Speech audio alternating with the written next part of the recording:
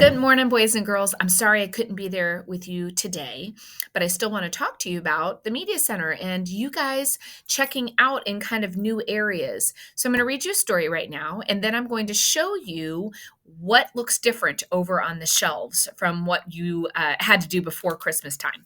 All right, so today I'm going to read you the story, How to Catch a Snowman. And we have so many of these How to Catch books. I think I only have one in the Media Center right now. But we have how to catch a turkey and how to catch an elf and how to catch a yeti and a leprechaun. So there's other really good ones in there. All right. When the moon is full on a snowy night, something magical happens if the timing is right. It's not an old silk hat that brings me to life, but an enchanted snow star shining down at midnight.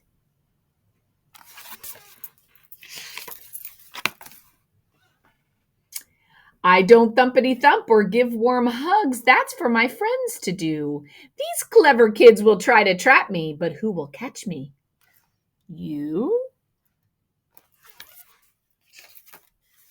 That first trap was a good attempt. Your running made me smile. Your net of scarves might have done the trick, but it just left you in a pile. Didn't work yet, did it? Now, this trap, it's an improvement, and my escape is no guarantee. But I'll skate last, and with a spin, you're covered in snow, like me. My chair's squeaky. Do you hear it? A snowman who loves summer. I've heard of this before. What you didn't know is I can fly. Stand back and watch me soar. Chasing me down the hillside. You're really good at skiing, but when I bounce into a snowball, I'm really good at fleeing. Do you guys know what it means to flee? Fleeing means that you would go fast, you'd get out of there. If you said, "Oh, you better flee out of here," that is get out of here quick. So he's really good at fleeing. He got out of there fast. I have to admit, that trap you made was a clever use of snow, but I can see that it's a trick. It's time for me to go. He went right through that igloo, didn't he? A snowman shop. Now that's quite a treat, made special just for me. Perhaps I'll grab a hat or scarf, or maybe two or three. You think this trap's gonna work? I'm not sure if it will or not. You built me with a carrot nose. I think that's kind of cute.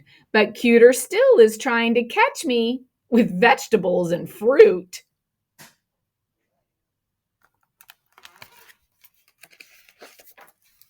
This winter wonderland is great, so bright and full of fun.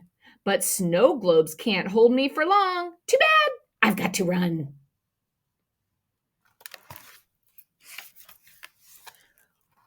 Woohoo! Your sleigh ride sure is fun. I love gliding down this slide, but I think I'll skip the trampoline that ends this jolly joy ride. Look at that. He'd bounce off that trampoline, wouldn't he?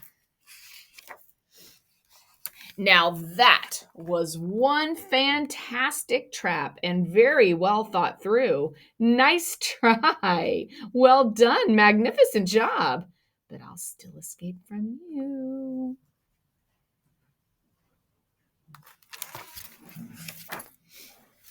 Once I've escaped my final trap, your final trap, you get called in for dinner. As the sun sets, it seems to me that I am the contest winner. You tried so hard to catch me.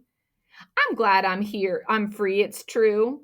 But perhaps before I'm on my way, I can leave a gift for you.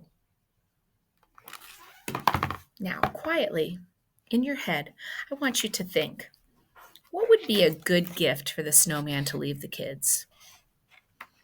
If I was there, I'd write some of these down on the board. But I want you to think.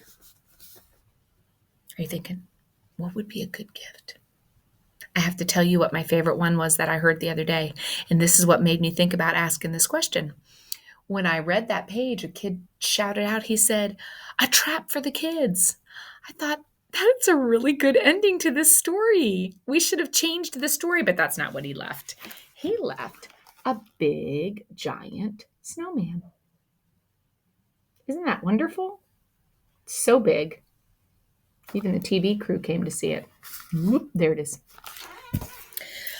Okay, so now I'm going to show you. You guys have checked out before. Last week we had kindergarten for the first time. They've never been to the shelves to check out. So now I'm going to show you and remind you how we go ahead and do our checkout. All right. So boys and girls, you remember one of the things that you do when you get up and we start going to do our checkout. We are going to get a squirt of sanitizer if you did not get it first. Then we are going to come over and we are going to get a shelf marker. Whether your teacher passes it out, we do, or you're just going to come and grab them. So remember, you need your shelf marker. Now, we're going to turn around and we're going to look. It's kind of heading in the same direction, but we are coming over here still, but it looks differently now, okay? So, down this aisle, we now have things called Famous Friends and Awesome Authors. And in these two areas, there are green baskets, and that tells us that it's a different type of area. So if you want to come around here and look at what we have. So the first things that we have are our famous friends. So for instance, this is Cam Jansen, and if you don't know Cam Jansen, you might really enjoy them. But Cam Jansen, now we can flip through these baskets, so it's a lot easier for you guys to see the different books, okay? Some of them are standing. For instance, these are some Angelina books, and she's standing on the side because we didn't have enough for a basket. But this is where our Berenstein Bear books, Clifford books, and some of our other characters. Here's Arthur. So let's say, ooh, I want an Arthur book. I'm gonna flip through here and say, yeah, I wanna look at this one. Now, all I have to do is put my shelf marker in the basket because it doesn't matter necessarily in the basket where it goes. And then we treat it like we did before. We look through it. If we choose not to keep it, I put it back in the basket and I take my shelf marker. So if you decide to look at a book that's in one of these stand-up things, like, uh-oh, someone put these biscuit books, whoops, backwards. You still slide it in there and you can look at the books. So all this area is our famous friends. Then as we get down here, these are our awesome authors. They're authors that might have written several books, several different characters, but they're ones that we love so much. Like remember Ish and the dot at the beginning of the year, Peter Reynolds. Now, Miss Kofke has not put the labels out like I did for the other ones, but they'll be there. We just haven't caught up with everything yet. Our author for Jory John, who does the Smart Cookie and the Couch Potato and all of those, this is the only one we have in right now. They're all checked out, but they have their own spot. So then we're gonna wrap around the side, and you're gonna notice as you peek down this aisle, you will still see more green baskets.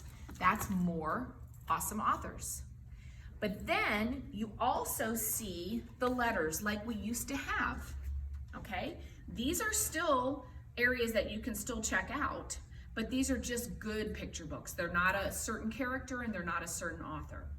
Now I'm gonna go over to the next aisle, which also has some books that you guys will check out. Here's some more green baskets. These all here are level 1 readers. These might be great for some of you guys.